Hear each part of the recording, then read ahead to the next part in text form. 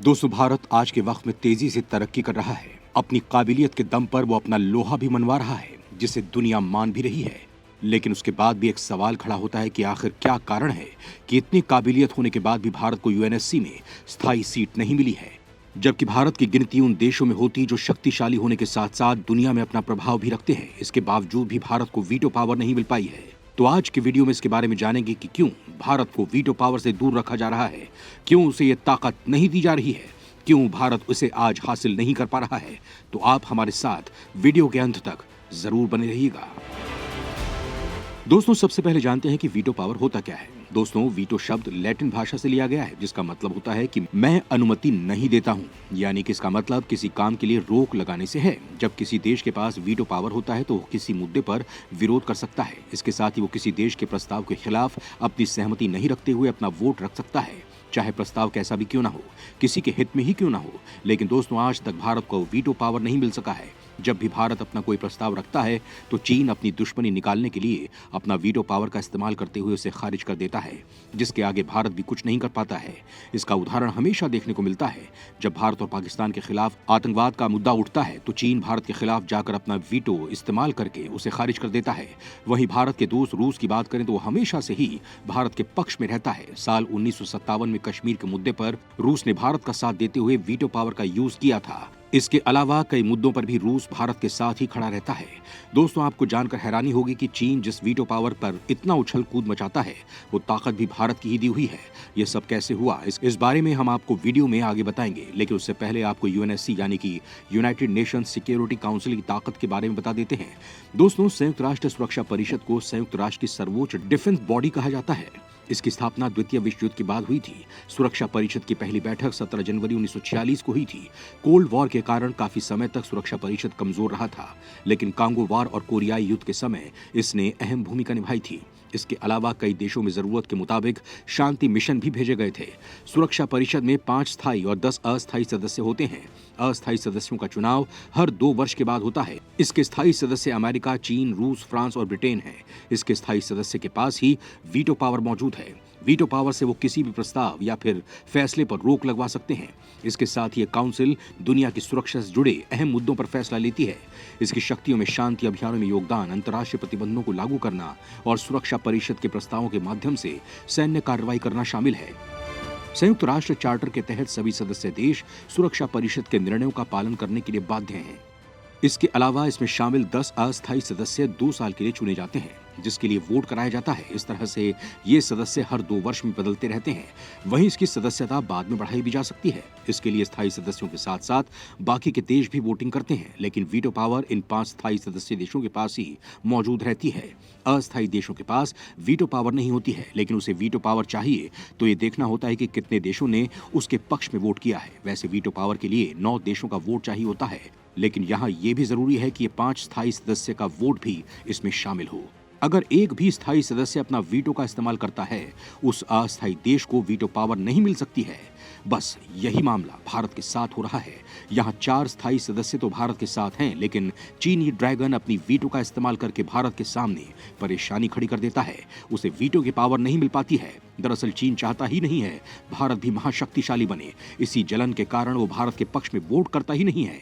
इसके अलावा अस्थायी सदस्यों को 2/3 देशों के बहुमत की जरूरत होती है। इसके अलावा इस देश के पास पैसा भी ज्यादा होना चाहिए, जिससे वो कमजोर देशों की सुरक्षा में अपनी सहभागिता दे सके। वहीं भारत इस मामले में पीछे नहीं है। वो हमेशा से कोशिश करता रहता है कि कैसे भी दूसरे देशों की मदद की जाए। इसका उदाहरण कोरोना काल के दौरान भी देखने को मिला था। तब भारत ने श्रीलंका, भूटान, नेपाल समेत करीब 150 देशों की मदद की थी।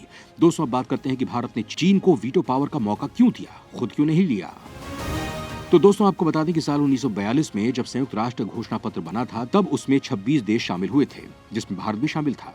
और ये अपनी गांधीवाद नीति के कारण मजबूत स्थिति में भी था। तब जवाहरलाल नेहरू अंतरिम विदेश मंत्री थे। ऐसे में उनके पास ताकत के साथ साथ जिम्मेदारियां भी थीं। लेकिन जवाहरलाल नेहरू ने कुछ ऐसा कर दिया कि जिसका खामियाजा आज भारत को भुगतना पड़ रहा है। और ये सब उसने चीन से दोस्ती होने के कारण किया था। भारत ने ही चीन को वीटो पावर दिलवाई थी, तब भारत को नहीं पता था कि यही चीन आगे चलकर उसे ही डसने वाला है। लेकिन आज के टाइम में मोदी सरकार सत्ता में आई हुई है, जिसमें नेहरू के टाइम की कोई भी समाजवादी नीति नहीं दिखती है। वो सिर्फ अपने देश के लिए ही सोचती है और कड़े फैसले लेती है। फिर वो चाहे धारा 370 को लागू करना हो, ट्रिपल तलाक हो, सर्जिकल स्ट्राइक हो, मोदी सरकार पूरे दमखम के साथ फैसले लेती है। वहीं देश के पहले प्रधानमंत्री जवाहरलाल नेहरू ने भले ही कई अच्छे फैसले लिए हों, लेकिन उनके कुछ फैसलों ने देश को परेशानी में डाल दिया है। कहा जाता है कि नेहरू ने ही संयुक्त राष्ट्र की सुरक्षा परिषद की स्थायी सदस्यता ठुकराई थी और अपनी सदस्यता चीन को दे दी थी। नेहरू ने यूएन की सीट ताइवान के बाद चीन को देने की वकालत की थी। तब पीपल्स रिपब्लिकन ऑफ चाइना के उद्भव के बाद से चीन का प्रतिनिधित्व चांग काई शेक के रिपब्लिक ऑफ चाइना का शासन करता था। वहीं दूसरी तरफ पीपल्स रिपब्लिक ऑफ चाइना, दोनों के बीच गृह युद्ध चल रहा था। बाद में माओ भागकर ताइवान चले गए, जिसके कारण संयुक्त राष्ट्र ने पीपल्स रिपब्लिक ऑफ चाइना को यह सीट देने से इनकार कर दिया था। उस वक्त भारत के प्रतिनिधि BN राव थे, यूएनएससी के प्रेसिडेंट भी थे। तब अमेरिका को लगा कि चीन की जगह भारत को लाया जाए। तब अमेरिका ने कहा कि यूनाइटेड नेशन में चीन को ले लिया जाए, लेकिन सुरक्षा परिषद में नहीं, वहीं उसकी जगह भारत को ले लिया जाना चाहिए। लेकिन नेहरू ने कहा कि चीन एक महान देश है, उसे शामिल नहीं करना गलत होगा।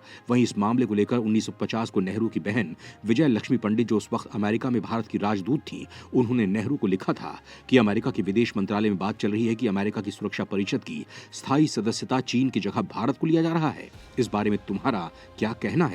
तब नेहरू ने कहा कि तुमने लिखा है कि अमेरिकी विदेश मंत्रालय सुरक्षा परिषद की स्थायी सीट से चीन को हटाकर भारत को बैठाने का प्रयास कर रहा है, तो हम इसे अप्रूवल नहीं करेंगे, क्योंकि हम चीन के साथ गलत नहीं करेंगे, क्योंकि इससे चीन के साथ भारत के मतभेद हो जाएंगे। इसके साथ ही उन्होंने कहा कि मैं समझता हूं कि अमेरिकी विदेश मंत्रालय इसे पसंद नहीं करेगा, लेकिन हम उस रास्ते पर चलना नहीं चाहते जिससे किसी देश को ठेस पहुंचे, क्योंकि भारत और चीन भाई भाई हैं।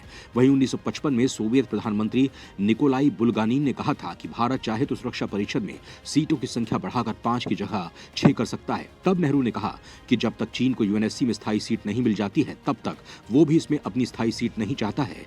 तब रूस ने भारत को सुरक्षा परिषद में 6ठे नंबर पर शामिल करने की भी बात कही, लेकिन नेहरू अपनी बात पर अड़े रहे। इस मामले का जिक्र कांग्रेस के नेता शशि थरूर ने अपनी एक किताब Nehru the invention of India में किया है, जिसमें उन्होंने लिखा है कि साल 1953 में अमेरिका ने दक्षिण अफ्रीका के लिए इंडियन मॉनरे डॉक्ट्रीन की परिकल्पना की थी, लेकिन नेहरू ने अमेरिका के इस प्रयास को खारिज कर दिया।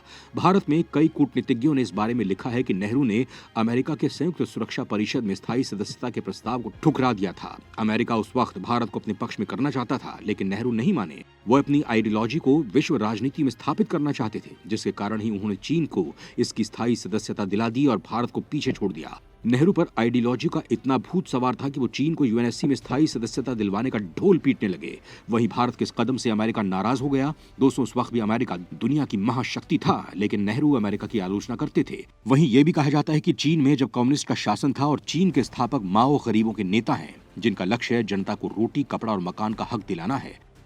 इस कारण से भी नेहरू चीन को आगे लाना चाहते थे, लेकिन साल 1950 में ही सरदार पटेल ने नेहरू को चीन से सावधान रहने के लिए कह दिया था। उन्होंने कहा कि भले ही हम चीन को दोस्त मानते हैं, लेकिन कम्युनिस्ट चीन की अपनी आकांक्षाएं हैं जिसे हमें भूलना नहीं चाहिए। लेकिन नेहरू नहीं माने और चीन ने वही किया जिसका सबको डर था। आज वही तिब्बत को गायब करने के बाद हमारे दरवाजे तक पहुंच गया है। चीन ने भारत की पीठ में छुरा घोंपकर उसके ही इलाकों पर नजर गड़ाई हुई है। इतना ही नहीं, भारत की विदेश नीति का उस दिन मजाक बनाया गया जब भारत ने अमेरिका से हथियारों की मदद मांगी। वहीं अमेरिका के रणनीतिकार ने यह कहकर मना कर दिया कि नेहरू ने हमेशा से अमेरिका की आलोचना की है।